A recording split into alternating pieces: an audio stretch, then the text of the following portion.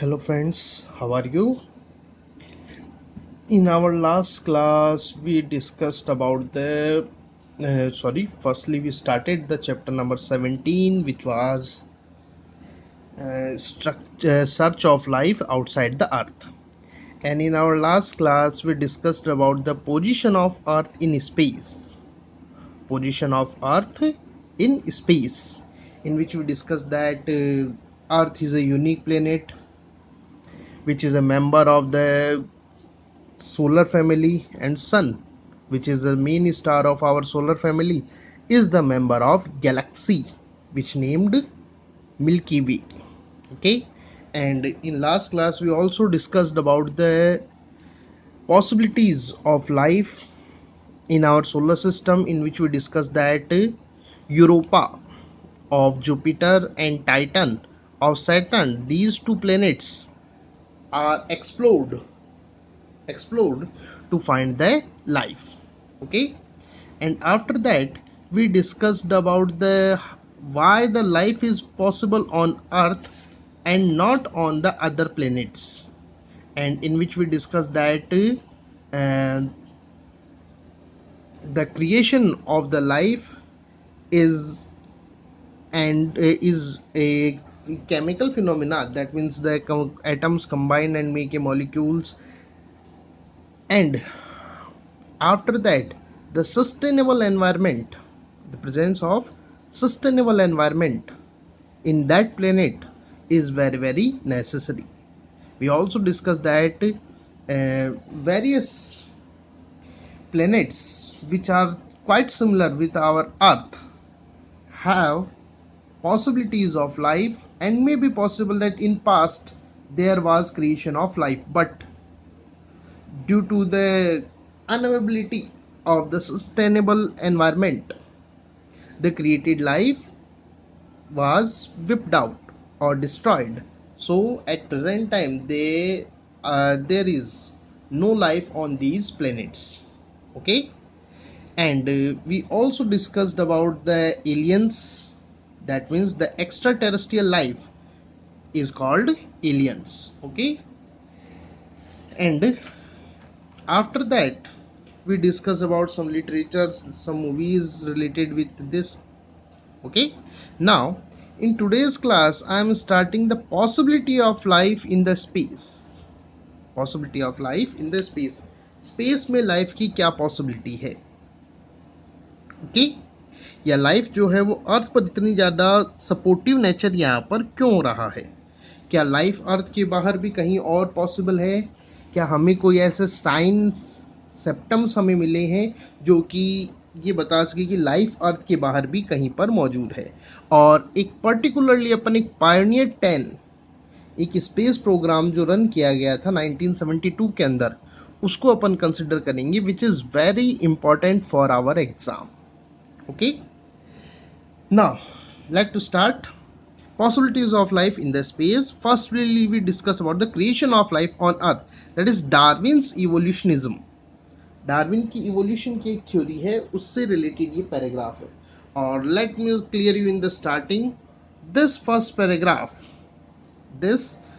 Paragraph that from the starting to that one, here that one, this is very important for exam. The direct question can be asked that according to Darwin, how the life was created on the earth. The Darwin's evolutionary concept, that is evolutionism, we will read in chapter 16. That is in chapter 16, but the question is comes in chapter number 17. Okay, so that is something mixing in these chapters 15, 16, 17. These three chapters are mixed with each other. Some of the topics which are discussed in the chapter number 16, but the questions are in chapter number 17. Similarly, one topic which we discuss about the destructive and creative forces, which we studied in the chapter number 15, but the question is in the chapter number 17, that what are the creative and destructive forces. So these three chapters are mixed with each other.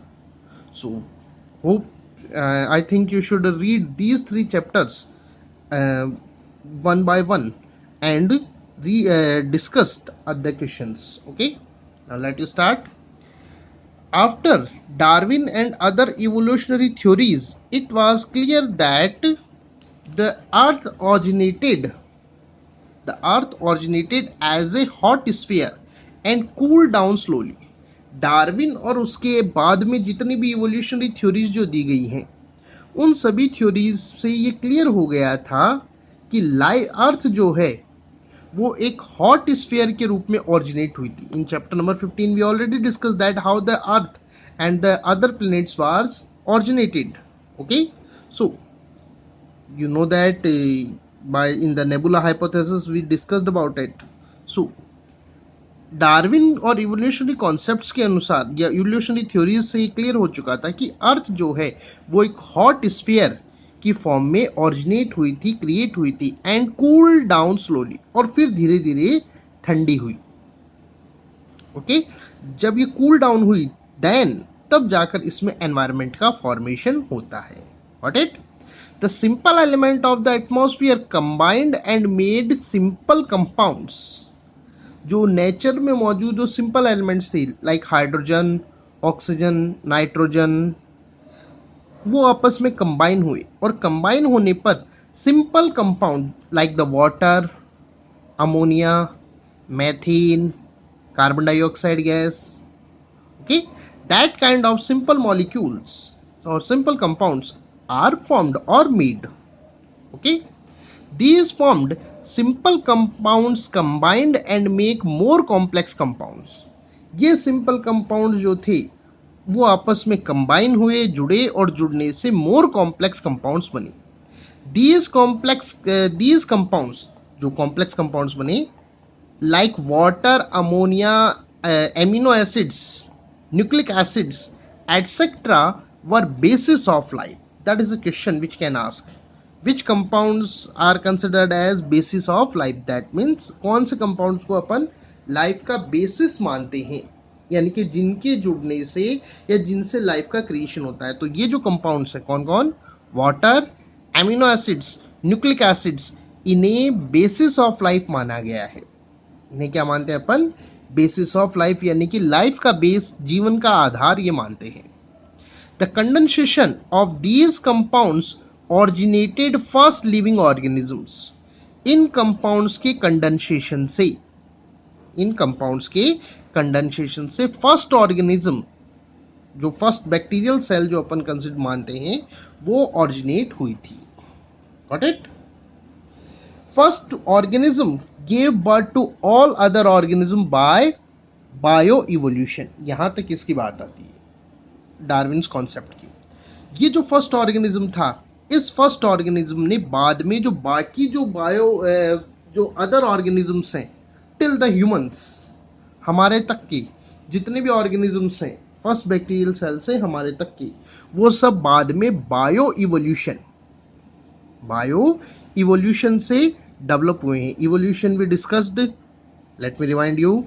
The development of complex organisms from the simple organisms, or the development of complexity from the simplicity in the living organisms is known as evolution, which is helpful in their survival.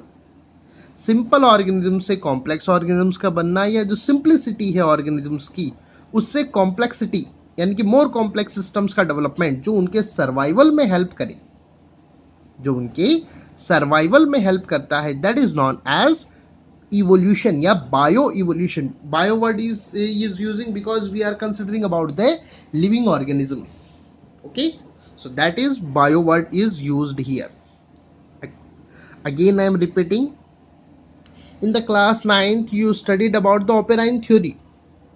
The operine theory and Darwin's evolutionary concept both are quite similar in the origination of the life.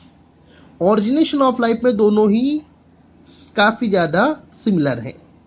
बस फ़र्क ये है कि ओपेराइन theory जो है वो पूरा का पूरा ओरिजिनेशन ऑफ फर्स्ट सेल तक की प्रोसेस पे ज़्यादा फोकस करती है, जबकि जो डार्विन्स कॉन्सेप्ट है वो ऑर्गेनिजम्स में इवोल्यूशन कॉम्प्लेक्सिटी किस तरीके से वो इवोल्यूट हुए हैं, किस तरीके से न्यू ऑर्गेनिजम्स का डेवलपमेंट हुआ, न्यू स्पीसीज बनी, उसके ऊपर मेनली फोकस करता है।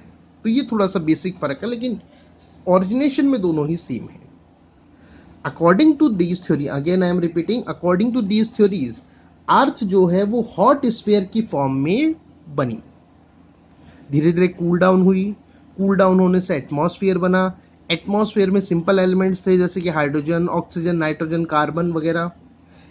टाइम पासिंग के साथ एटमॉस्फेयर में इनके बीच में केमिकल रिएक्शंस हुई, केमिकल रिएक्शन से सिंपल मॉलिक्यूल्स बने, और सिंपल मॉलिक्यूल्स टाइम पासिंग के साथ आपस में कंबाइन होते गए, कंबाइन होने से कॉम्प्लेक्स, मोर जो कॉम्प्लेक्स और जो कंपाउंड्स हैं जैसे कि एमिनो एसिड्स हैं, न्यूक्लिक एसिड्स हैं, प्रोटीन हैं, उन सब का क्रिएशन हुआ है। I am considering only the those compounds which are use in the creation of the life. मैं यहाँ पर केवल उन्हीं कंपाउंड्स के बारे में बात कर रहा हूँ जो कि लाइफ की क्रिएशन में हेल्पफुल थे या लाइफ की क्रिएशन में जिनका यूज हुआ।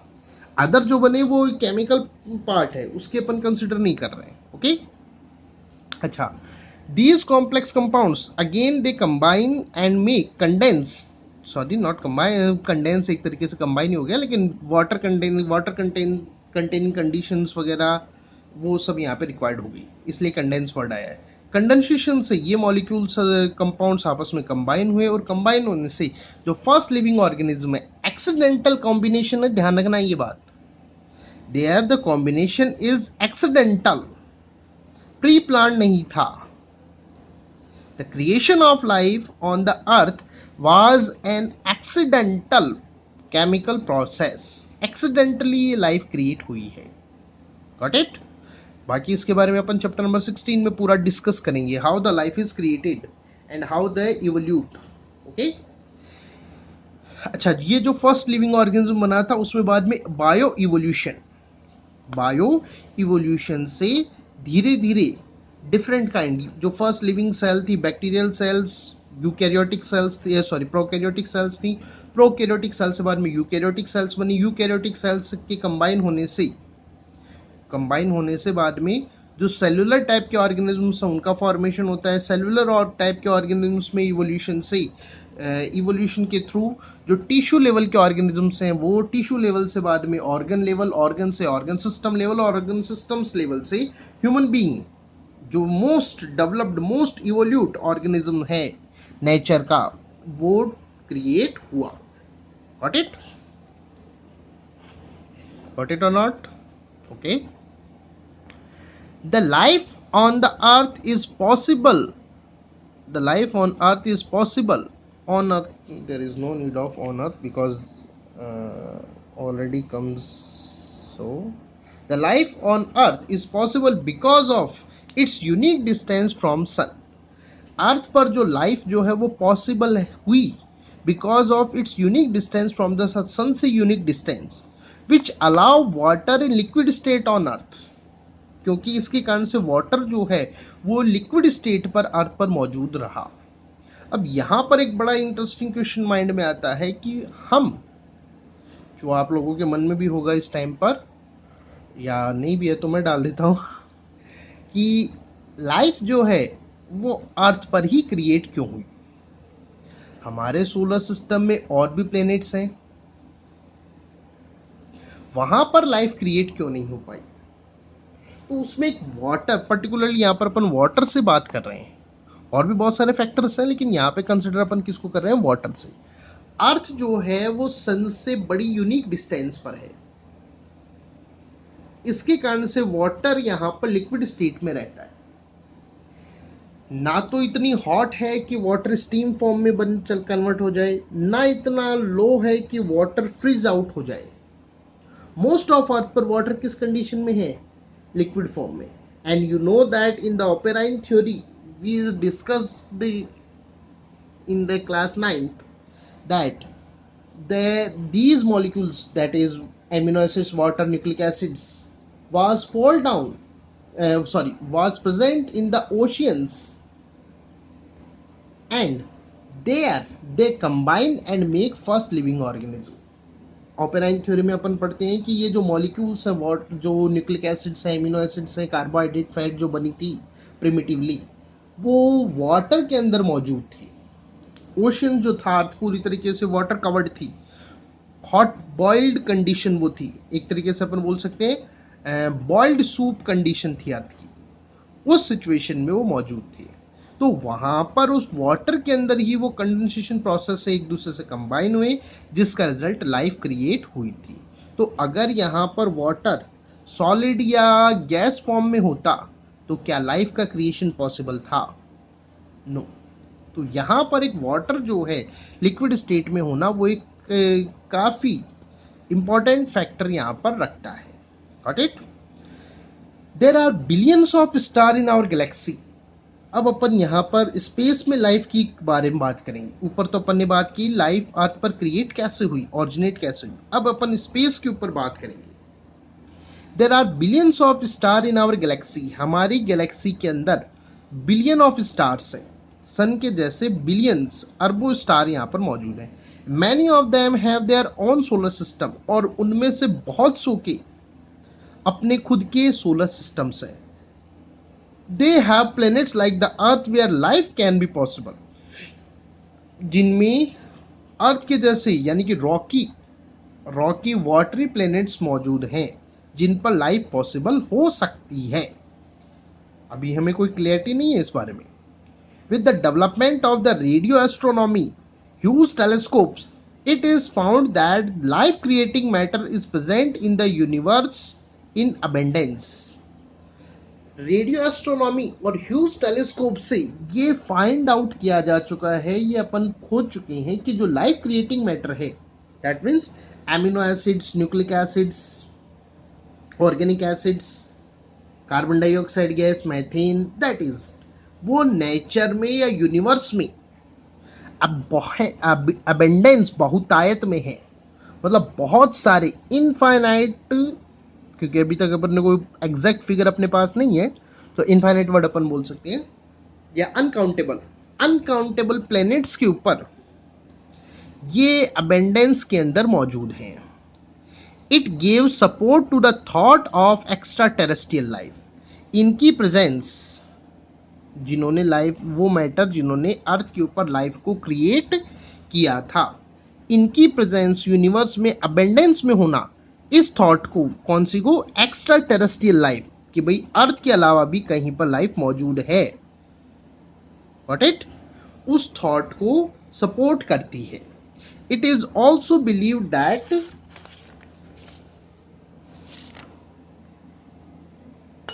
Many planets have more developed life than earth. ये भी बिलीव किया जाता है कि हो सकता है इनमें से बहुत सारे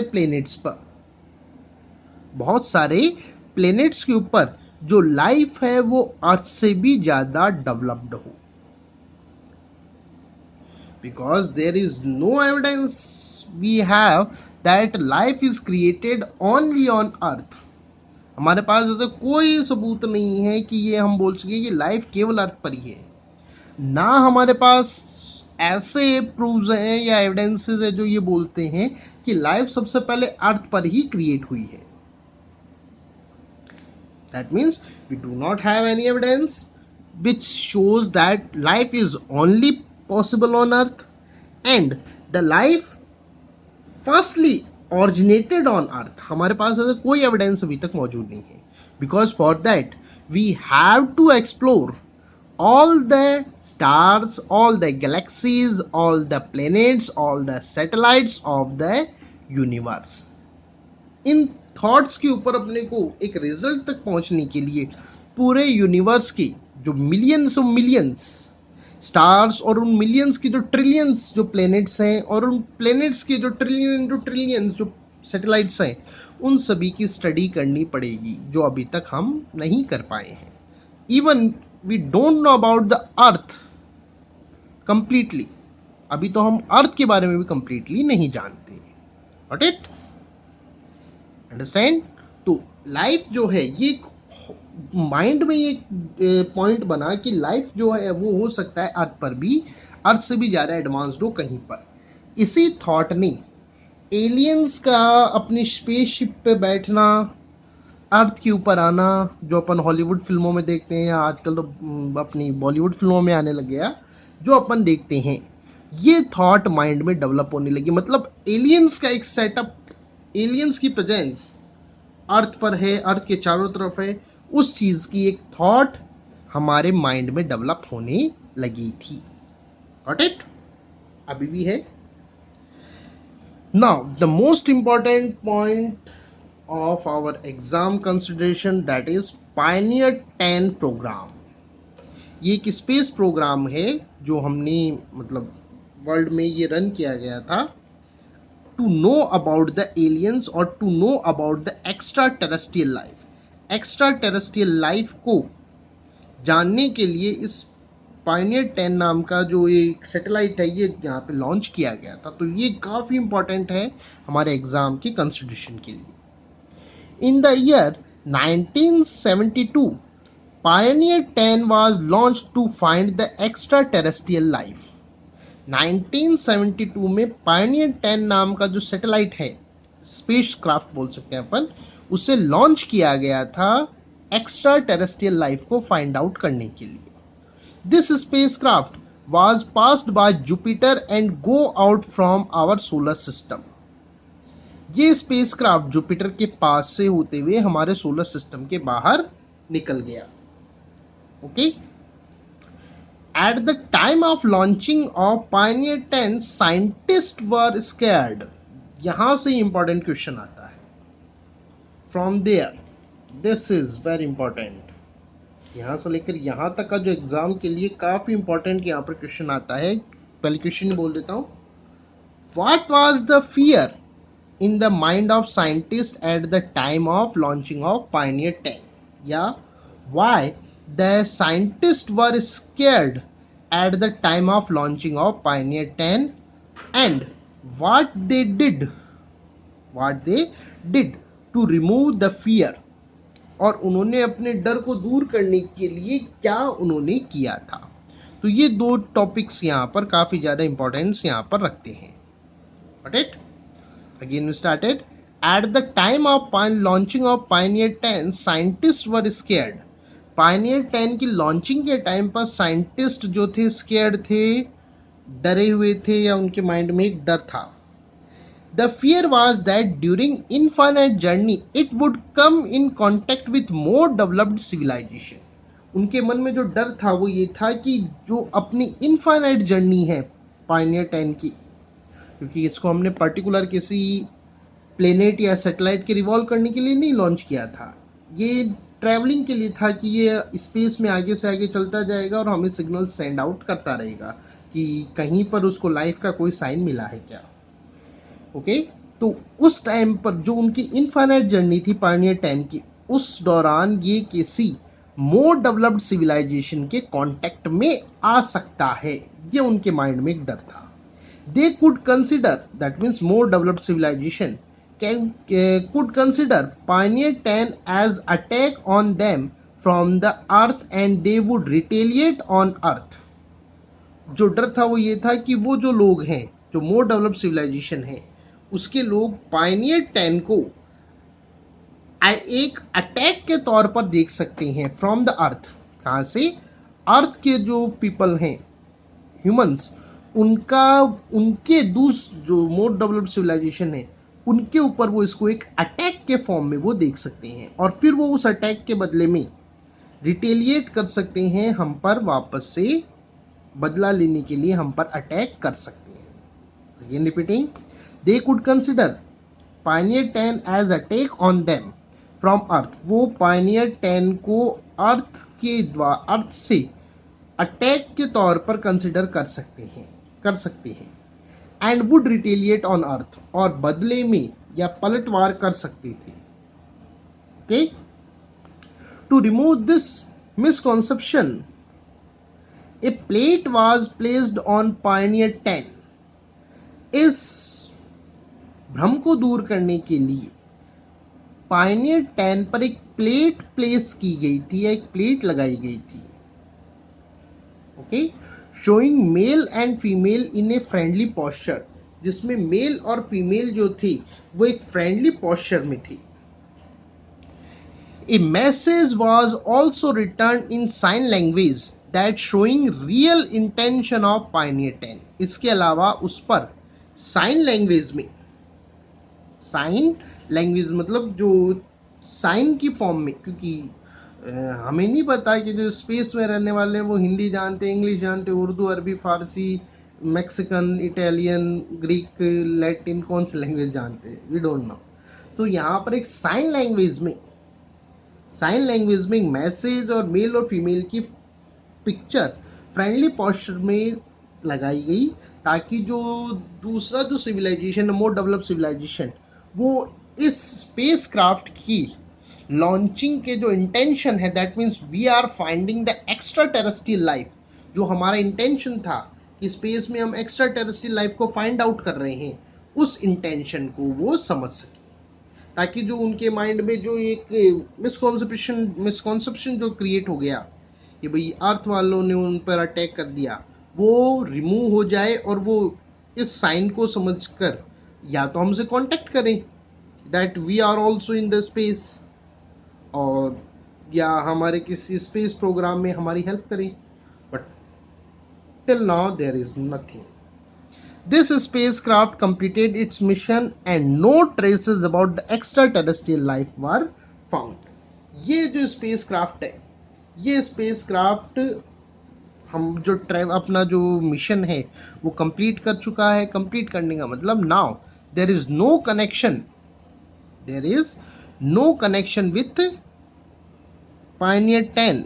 अब हमारे पास पायनियर 10 के साथ कोई कनेक्शन नहीं है, मतलब स्पेस में वो कहाँ है, कैसे घूम रहा है, उसके साथ अब हमारा कोई कनेक्शन नहीं है. जो हमारी कनेक्टिविटी है उससे बाहर निकल चुका है. लेकिन जब तक इसने ट्रैवलिंग किया तब तक इसने कोई भी लाइफ की ट्रेसेस के बारे में नहीं बताया. That means there is no traces about the extra terrestrial life were found. इसलिए कोई भी एक्स्ट्रा टेरेस्ट्रियल लाइफ के अभी तक हमारे पास कोई ट्रेसेस, ऑथेंटिक ट्रेसेस हमारे पास प्रेजेंट नहीं है. Got it? In the year 1999 search of extraterrestrial intelligence started. 1999 के अंदर जो एक्स्ट्रा टेरेस्ट्रियल इंटेलिजेंस है उसकी सर्च आउट करना, मतलब स्पेस में कहीं और क्या कोई हमें वॉच कर रहा है, क्या कहीं पर किसी के ट्रांसपोर्टर्स लगे हुए हैं जिनसे वो अर्थ की पिक्चर्स ले रहा है, या हमारा जो डेवलपमेंट है किस तरीके से हम क्या क्या बना रहे हैं वो फाइंड आउट कर रहा है, या कहीं पर भी कोई भी चीज़ हमें स्पेस मतलब नेचुरल के अलावा कोई भी हमें मिले, इस चीज़ के हम ट्राई कर रहे हैं. Remote sensing devices, huge telescope etcetera are installed in the space to find the life in space. Remote sensing devices, जिनके थ्रू हम रिमोट सेंसिंग डिवाइसेस मतलब दूर संवेदी यंत्र, जिनसे हम हमसे जो इनफाइनाइट डिस्टेंस पर जो कोई भी सेलेस्टियल ऑब्जेक्ट्स हैं उनके ऊपर जो कुछ भी चल रहा है उसके सेंस हम ले सकें, चाहे वो हियरिंग की फॉर्म में हो, चाहे साइट देखने की फॉर्म में हो. Huge telescope etcetera, huge telescopes also space में जो रॉकेट्स जो सैटेलाइट्स हैं उनके ऊपर इंस्टॉल की गई है. इवन अर्थ के ऊपर भी बड़ी बड़ी सैटेलाइट्स जो टेलीस्कोप्स हैं वो स्टैब्लिश की गई हैं, जिनके थ्रू हम कंटिन्यूसली स्पेस को मॉनिटर कर रहे हैं. कंटिन्यूसली हम स्पेस को मॉनिटर कर रहे हैं for searching of the life also and for the protection of earth also. Life को भी, एक्स्ट्रा टेरेस्ट्रियल लाइफ को फाइंड आउट करने के लिए भी, अर्थ को प्रोटेक्ट करने के लिए भी. Why? Because as you know that in these days you consider the various you read about the various meteoroids, asteroids. उनको भी हम फाइंड आउट कर सकें कि कोई अर्थ पे टकराने का कोई चांसेस नहीं है. प्लस जो एक्स्ट्रा टेरेस्ट्रियल लाइफ है वो हमारा मेन पर्पज है ये in the space. But till now there is no evidence of extra terrestrial life. लेकिन अभी तक हमें कोई भी एविडेंस जो है एक्स्ट्रा टेरेस्ट्रियल लाइफ का वो हमें नहीं मिला है. Got it? So from this paragraph, it till now there is no evidence of extraterrestrial life. That means aliens, these are just a story. Maybe in future, because we don't know about the universe. If you consider the position of earth in the space, then you can imagine earth is a dust particle. Earth is a dust particle, and the universe is like a football ground. The huge football ground where the 70-80,000 people can sit and watch the football match. Now you can compare the earth. What is the position of earth in the space? So there is no, or yes, I am using both words in the segment of extraterrestrial life. अभी तक extra terrestrial life में ना है और हाँ है, दोनों ही चीजें हैं. बिकॉज जब तक हम पूरा यूनिवर्स एक्सप्लोर नहीं कर लेंगे, we could not reach any answer of that question. Got it? About the main space campaign programs, we will discuss in next class. Okay. Thank you.